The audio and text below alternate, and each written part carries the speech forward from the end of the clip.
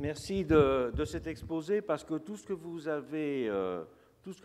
nous avez communiqué n'existe pratiquement pas en langue française, et dans l'histoire de la démocratie en Europe, je pense que le cas italien est à la fois très important et très méconnu. Le texte de cette conférence sera bien sûr mis en ligne sur le site du collège, mais ceux d'entre vous qui peuvent lire l'italien, ce que nous a communiqué Gianluca Frucci repose sur une masse considérable de travaux très, très savants. Et pour ceux qui souhaitent les lire, je vous conseille de regarder le site internet du Cisco, qui est la Società Italiana per lo Studio della Storia Contemporanea, sur lequel vous aurez toute la bibliographie des travaux savants sur lesquels était fondé cet exposé. Je crois que cet exposé amène à faire deux séries de réflexions. La première série de réflexions concerne l'histoire française.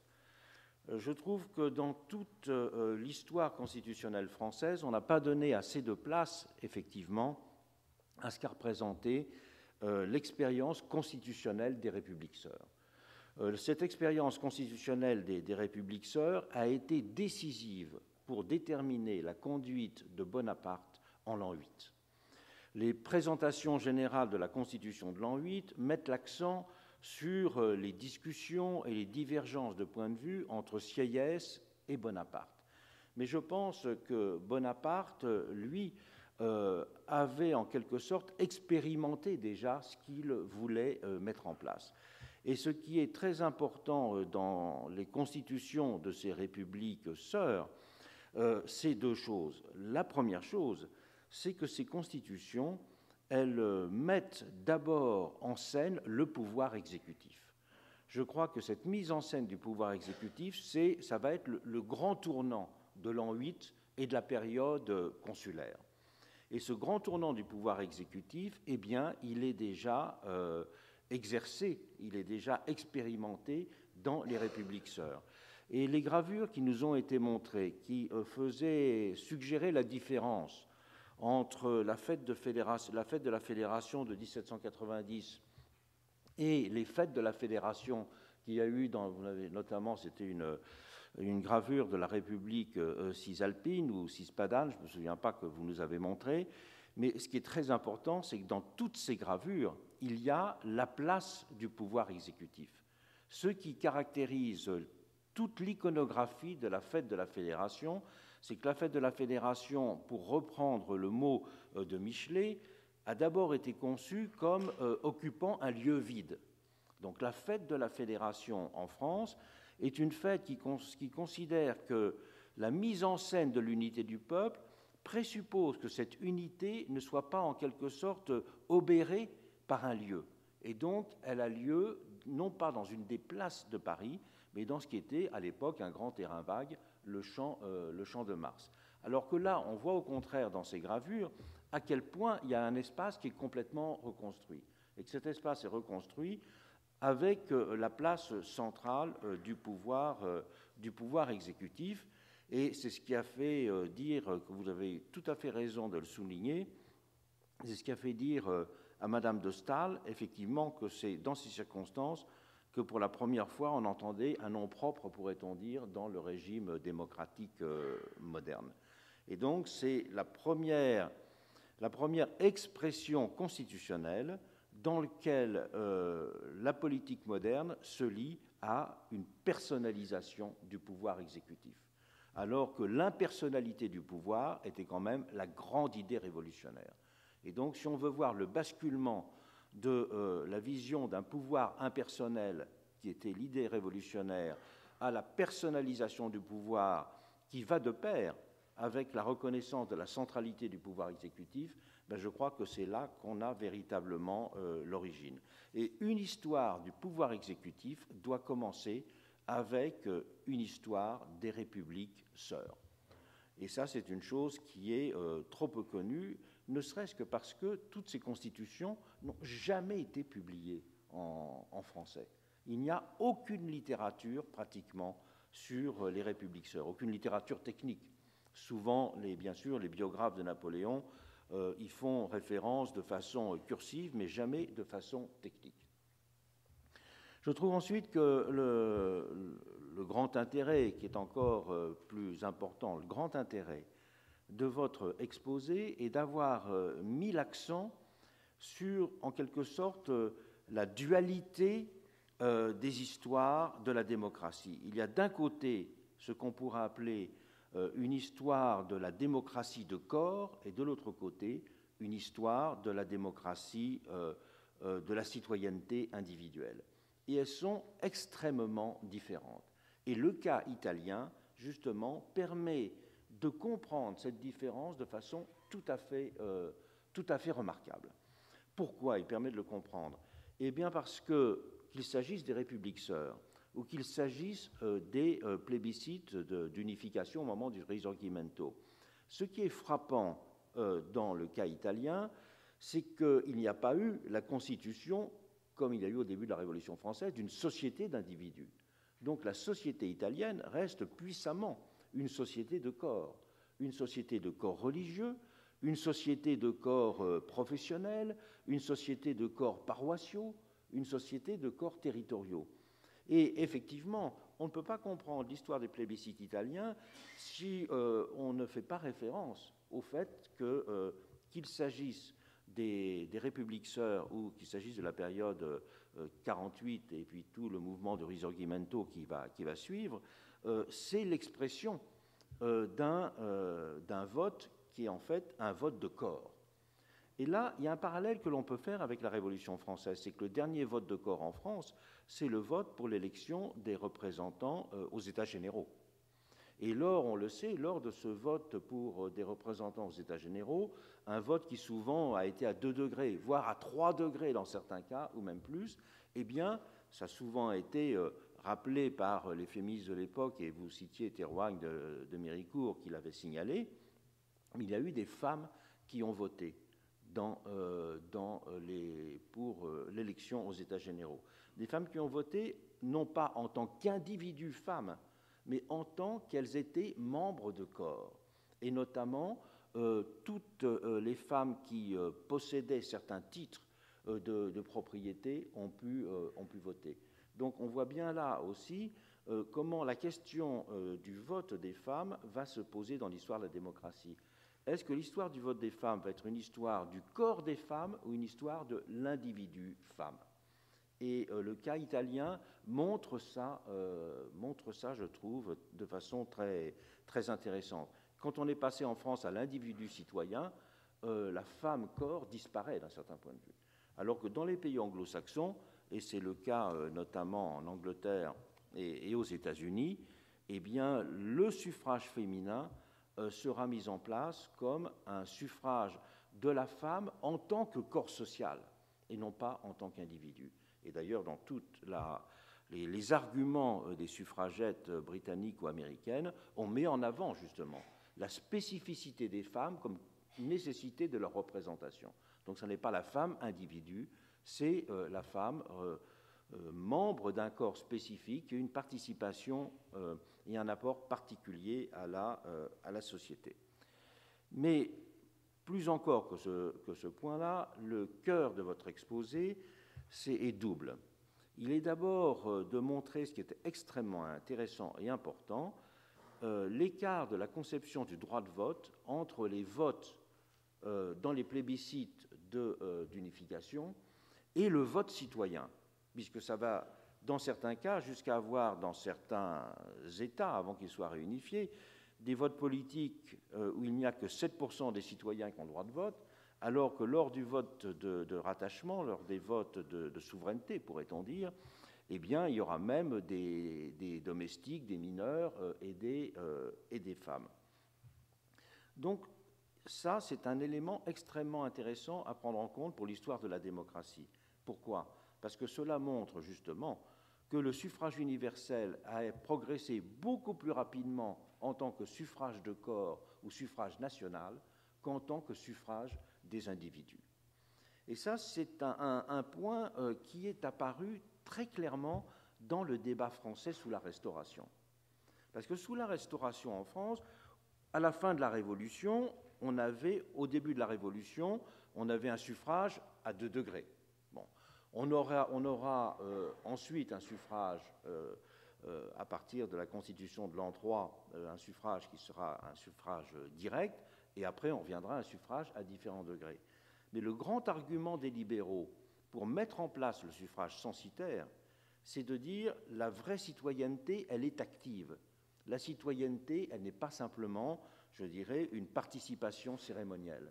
Et donc les libéraux opposeront les millions de faux électeurs de la Révolution française, c'est-à-dire ceux qui étaient de premier degré, mais qui ne procédaient pas au choix des députés, qui étaient simplement dans les assemblées primaires, aux véritables électeurs de la monarchie de Juillet, qui, eux, étaient au début 120 000 à comparer avec les 40 000 électeurs de second degré de la Révolution française, et à la fin, ils étaient 300 000 à comparer toujours aux 40 000 électeurs de la Révolution française. Et donc là, on a un petit peu 2 définitions de la citoyenneté. On a une citoyenneté qu'on pourrait appeler participative. Et à ce moment-là, la citoyenneté n'est pas liée à l'exercice d'un droit. La citoyenneté, elle est l'expression d'un statut. Donc on pourrait dire la citoyenneté nationale, c'est une citoyenneté statut. Et l'autre, c'est une citoyenneté fonction ou une citoyenneté pouvoir. On a insisté au début de la Révolution française sur cet écart entre le vote droit et le vote fonction. Mais je crois qu'on n'a pas assez insisté sur la distinction à opérer entre le vote statut et le vote décision. Et là, toute la question des plébiscites du Risorgimento, c'est qu'évidemment, il se situe clairement comme un vote de statut. C'est en tant qu'appartenant, membre de la nation, que l'on s'exprime, et donc que l'on s'exprime encore, et non pas en tant que citoyen exerçant un choix. Et cette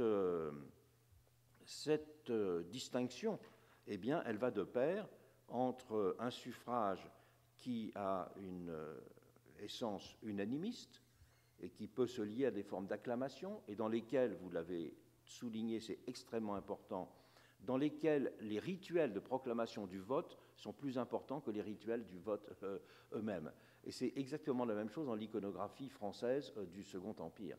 Dans toute l'iconographie du Second Empire sur les différents plébiscites, ce sont des images qui sembleraient calquées de celles que vous nous avez montrées, d'ailleurs elles sont à peu près de la même période, et ce sont toujours des images qui mettent en scène les résultats du scrutin, et non pas du tout la procédure de vote, en quelque sorte. La procédure est secondarisée par rapport, en quelque sorte, à l'expression du fait national. C'est ça qui est important. Et donc, l'histoire de la démocratie, elle a été non seulement tendue entre ces 2 définitions de la citoyenneté, statut et d'un côté et puis de l'autre côté la citoyenneté pouvoir, mais également entre ces 2 modalités d'expression, l'expression unanimiste, si je puis dire, et puis une expression pluraliste. Mais quand vous avez insisté à juste titre sur le fait que dans les républiques sœurs, comme au moment du Risorgimento, cette expression unanimiste qui met l'accent sur les résultats plus que sur la procédure, et qui va jusqu'à mettre en place ce que vous avez appelé la grande opération, la retouche centralisée, comme juste un petit détail technique, si je puis dire, évidemment, pose la question de savoir quand les démocraties sont devenues pluralistes et délibératives. Pour nous, il y a l'évidence que les démocraties sont pluralistes et délibératives. Ça n'était pas le cas pendant la Révolution française. Ça n'était pas le cas pendant la Révolution française, je l'ai souvent dit, pour une raison d'abord très simple, c'est que toutes les élections révolutionnaires sont des élections où il n'y a pas de candidat. Aujourd'hui, pour nous, l'idée électorale est liée que l'on choisit entre des candidats. Pendant la Révolution française, il n'y a pas de candidat aux élections. Et donc, les gens mettent des noms sur des bulletins sans qu'il y ait de candidats proclamés. Alors, bien sûr, en coulisses, des gens font savoir ou sont plus connus que d'autres. Et donc, il y a des personnes qui sont des candidats putatifs. Mais il n'y a aucune liste officielle de candidats et il est interdit de faire circuler par écrit des noms de candidats. avec une conséquence technique, c'est que quand il y a, pendant la Révolution française, on vote dans des assemblées primaires. Les assemblées primaires, parfois dans des régions rurales, peuvent descendre jusqu'à 400 personnes, mais dans les villes, c'est de 1000 personnes, les assemblées primaires.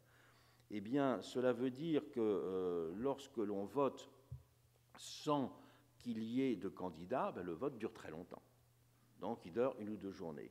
Et tous les historiens de la Révolution savent bien, depuis les travaux pionniers en la matière qui ont été publiés il y a une vingtaine d'années de Patrice Guénifé, que pour les électeurs de second degré, le fait de voter pour de nombreuses fonctions, parce qu'on votait pour beaucoup de fonctions sous la Révolution, sans qu'il y ait de candidats, ben, faisait que les électeurs de second degré votaient 180 jours par an pendant la Révolution française.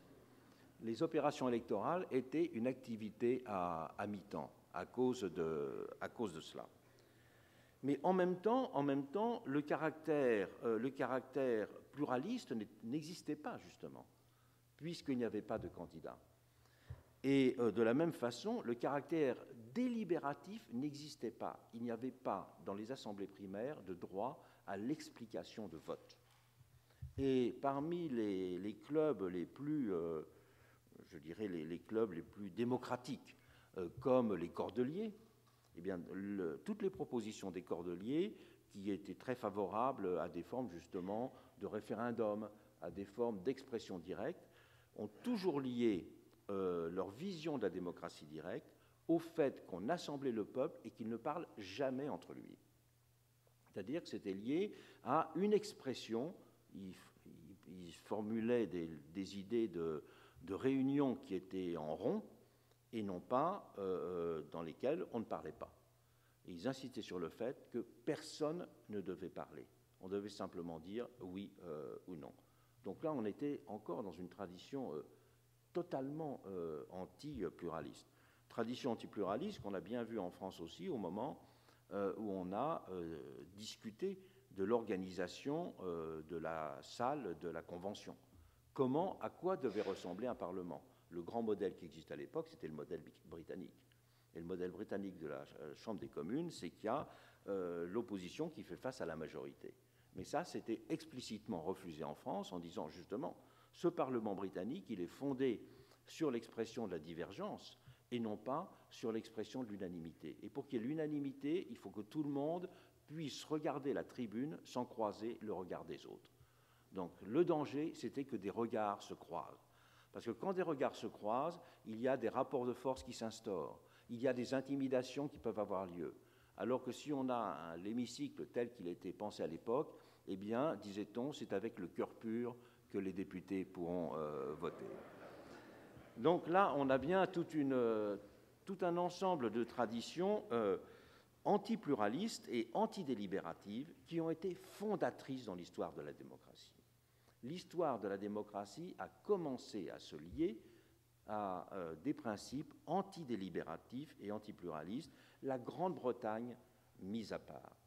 Et là, vous avez eu raison de citer les tableaux de Hogarth, c'est les 4 célèbres tableaux que l'on retrouve au Johnstone Museum à Londres, et qui sont des tableaux où, au contraire, on montre les élections comme des beuveries, des achats de candidats, où on voit des gens qui donnent de l'argent à des électeurs. C'est les élections festives, corrompues, montrant la division et le désordre, évidemment, tout à fait à l'inverse. On peut aller sur le site du musée Johnstone pour voir ces 4 tableaux très amusants.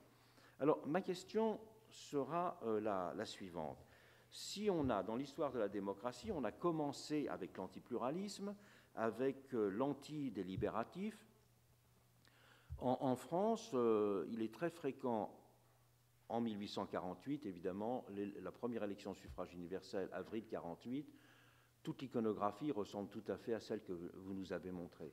C'est une iconographie de la fraternité, une iconographie de l'unité, une iconographie où on voit les gens s'embrasser. Aussi, cette élection en France a eu le jour de Pâques, dont dans toutes les églises, il y a eu des homélies sur la fraternité retrouvée dans l'élection.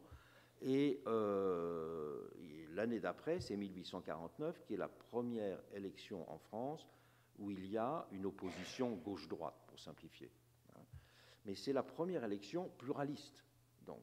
Mais cette élection pluraliste, cette première élection pluraliste, et qui va être une division très vive, et dont les contours vont rester jusqu'à peu près à l'élection législative de 1978. Si vous regardez la carte électorale de 1849 et celle de 1978, les rapports gauche-droite sont les mêmes, les régions sont les mêmes, rien n'a changé pendant ces 130 ans. Mais ce qui est frappant, c'est que ces premières élections pluralistes, où je dirais des visions de la société se sont opposées, des groupes sociaux se sont opposés, elle a été ensuite considérée comme une sorte de malheur national. Et les républicains eux-mêmes ont considéré que c'était un malheur national. Et les républicains n'ont considéré que les élections compétitives ou pluralistes n'étaient explicables qu'à cause du fait que le régime républicain n'était pas encore sérieusement installé. Mais que le jour où le régime républicain serait véritablement installé, alors à ce moment-là, il n'y aurait plus besoin de pluralisme, il n'y aurait plus besoin de délibération. Ce sera à nouveau l'unité nationale. Et en fait, le constat que le monde républicain, même triomphant, ne serait pas un monde de l'unanimité, se produit simplement à la fin des années 1880. Et c'est un célèbre discours de Jules Ferry qui le signe en disant « Il faut accepter que sur la très longue durée, les républicains eux-mêmes, les républicains dominant le pays, les républicains eux-mêmes puissent rester séparés. » Donc, toute la pensée de la démocratie n'a pas été une pensée du pluralisme, n'a pas été une pensée de la délibération. Le pluralisme était considéré comme le fait d'un droit, la résultante d'un droit individuel, mais pas une réalité sociale normale. Alors, la question que j'aimerais vous poser, et moi je vous dirai comment on peut analyser ça en France, quand est-ce que vous pensez qu'on est passé en Italie, et dans quelles circonstances? Là, vous avez terminé sur des considérations de la période fasciste qui montraient au contraire que le fascisme, comme en Allemagne, on a revivifié au maximum l'idée de la démocratie d'acclamation, l'idée de la démocratie unitaire, voir ce visage du Duce avec tout cet ensemble de si qui sont dessinés, c'était très frappant. Et quand est-ce que vous voyez à ce moment-là le tournant? Parce qu'en France, on pourrait dire que le tournant, d'un certain point de vue, il n'a jamais été complètement pris. La pluralité, la division sociale est un fait, mais un fait qui reste vécu comme un malheur, et la démocratie n'est pas véritablement délibérative. Alors que la citoyenneté est un droit, bien sûr, mais la citoyenneté, elle est liée à la difficulté de faire un monde commun parce que ce monde est divisé. Donc, moi, je pense qu'une théorie de la démocratie doit être une réflexion sur la division sociale et les conditions pour la surmonter, et non pas une théorie de l'unité factice, souvent, et de l'acclamation, et une manifestation qui fait que la distinction entre la fête et le vote n'existe pas. Parce que c'est ce qu'a montré, je trouve très bien, l'ensemble des images que vous nous avez projetées, c'est qu'entre la fête et le vote, il n'y a pas de différence. Et pendant la Révolution française, c'est pour cela qu'on avait mis l'accent sur les fêtes plutôt que le vote. On ne connaît pas, pendant la Révolution française, une seule image d'assemblée électorale. Il n'y a pas une seule image d'assemblée électorale, alors qu'il y a beaucoup d'images des fêtes révolutionnaires. Il y a beaucoup d'images, pas seulement la fête de la Fédération, mais toutes les fêtes révolutionnaires. Il y a une iconographie extrêmement importante. Et cette iconographie est une iconographie justement de la mise en scène de l'unité. Mais il n'y a pas une seule image du suffrage, comme il n'y en a pas sous la Restauration. Il n'y en a pas sous la monarchie de Juillet. Les premières images que l'on ait du suffrage, de la matérialité du suffrage, de l'urne, sont au début de 1848. Mais même au début de 1848, on met l'accent sur l'unité des foules qui vont voter beaucoup plus que sur l'urne. Et dans l'iconographie, en fait, c'est seulement sous la Troisième République que l'on voit la centralité de l'urne, où l'urne est le cœur de la démocratie, et non pas, je dirais, le peuple votant.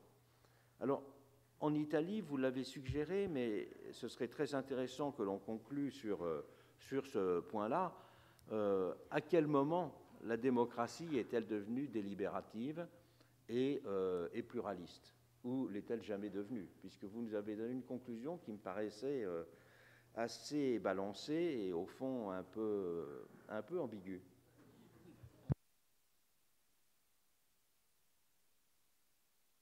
Ok. Oui, je remercie bien pour cette question parce que ça me permet de dire justement que je crois que c'est une situation assez semblable à la situation française que vous avez décrite. C'est-à-dire que moi aussi, je crois qu'en Italie, on n'est jamais arrivé à une formulation précise de la démocratie délibérative. Il y a des passages importants, il y a des tournants, bien sûr, où les élections sont compétitives. Même pendant l'Italie unifiée, l'Italie libérale, l'ainsi dite l'Italie libérale, l'Italie après le Risorgimento, par exemple, l'ainsi dite crise de fin de siècle, il y a là une contraposition très forte entre la droite monarchienne et la gauche libérale, radicale, républicaine. Les élections de 1900. Mais ce qui est intéressant, c'est comme en 1949 en France, ça a été vu comme un malheur, et puis ça a été, c'est seulement quelque chose, c'est un unicum, c'est quelque chose qui reste là. Puis le passage, parce que puis pendant les premières décennies du XXe siècle, on revient à cette idée des élections qui sont des élections sur la monarchie, sur les institutions. Donc le gouvernement, c'est l'État, et donc il faut toujours voter pour l'État, pour la monarchie, pour le gouvernement. Le tournant, et avec le fascisme, cette idée devient formidable. Et donc le fascisme utilise beaucoup cette idée. Les élections de 24 sont des élections plébiscitaires sur la figure de Mussolini, alors qu'ils sont encore plus ou moins des élections libres, plus ou moins. Et avec cette loi, avec l'ultramajoritaire. Le tournant du référendum de 1946 est très intéressant, mais il est en effet encore ambigu, parce que c'est vrai que l'Italie est partagée entre monarchienne et républicaine, mais ça, c'est vrai seulement au niveau national, parce que, sauf la Sium, dans la plupart des régions, il y a on est monarchique ou on est républicaine. La façon de voter, la façon de s'exprimer reste fortement plébiscitaire. Et donc, c'est le sud de l'Italie, c'est plébiscitaire. À Naples, la monarchie arrive à 80%, alors qu'en Lombardie, au nord, la République arrive à un très fort score de voix. Là, ça dépend aussi bien sûr de la division que le pays a connue pendant la Deuxième Guerre mondiale et la guerre civile qui a été en Italie, mais c'est aussi une façon de voter. Et de toute façon, l'élection de l'Assemblée constituante qui est à côté du référendum de 12 juin, montre une Italie pluraliste, parce que c'est l'Italie des partis, c'est l'Italie où il y a en effet les élections de 48 en Italie, ce sont des élections très fortement compétitives entre un front démocratique, social-communiste, contre la démocratie chrétienne et ses alliés, et donc là c'est sûrement une élection compétitive. Et d'une certaine façon, ça reste pendant les premières jusqu'aux années 80, 90, cette pluralité des partis. Et mes élections, là, ne sont pas compétitives parce que les communistes, qui sont le premier parti de la gauche, ne peuvent pas gouverner. Et donc, ils sont des étranges élections compétitives, mais qui ont toujours un seul possible vainqueur, la démocratie chrétienne et ses alliés, parce que les communistes, qui sont le premier parti d'opposition, ne peuvent pas gouverner. Et ce que me frappe, c'est qu'après la chute d'une certaine façon, de cette république des partis à la fin des années 90, on est retombé en Italie sur beaucoup d'un imaginaire plébiscitaire. Et c'est pour ça que je disais la torsion plébiscitaire de l'institut du référendum. Le référendum en Italie est un référendum abrogatif qui est dans la Constitution de 1948. Donc, le Parlement fait une loi, les citoyens peuvent recueillir les signatures pour porter à référendum une loi, alors que dans les années 70, ces référendums ont utilisé pour trancher en effet sur des questions importantes, l'avortement, le divorce. À partir des années 80 et 90, le référendum est transformé en une votation plébiscitaire. Par exemple, en 1993, le référendum sur le changement du système électoral, qui devient majoritaire, il était proportionnel, est un grand plébiscite. C'est-à-dire qu'on arrive à 80% pour abroger la loi électorale proportionnelle, et tous les autres référendums depuis ce référendum, ce sont seulement des plébiscites. Et les ennemis, les adversaires qui ne veulent pas perdre, ils ne se battent pas pour maintenir la loi, mais ils cherchent à ne pas faire aller les gens et les citoyens à voter. C'est ça, l'enjeu est devenu la participation électorale, parce que pour être légal, le référendum on doit arriver à 50% de la participation. Et donc, maintenant, le référendum a tous ceux qui vont voter, ils votent en faveur. Les adversaires peuvent seulement essayer de faire échouer le référendum. Et donc, moi, je crois en effet qu'on est en ce basculement, on est en cette ambiguïté, et paradoxalement, depuis les années 90, on est retombé en arrière plutôt que... Mais là, vous introduisez une autre réflexion, puisque en parlant des référendums d'unification, des plébiscites d'unification, vous disiez que ça n'était pas simplement le résultat qui était important, mais la participation. Ça nous ouvre évidemment des sentiers de réflexion pour le monde contemporain. Merci beaucoup. Merci à vous, vraiment.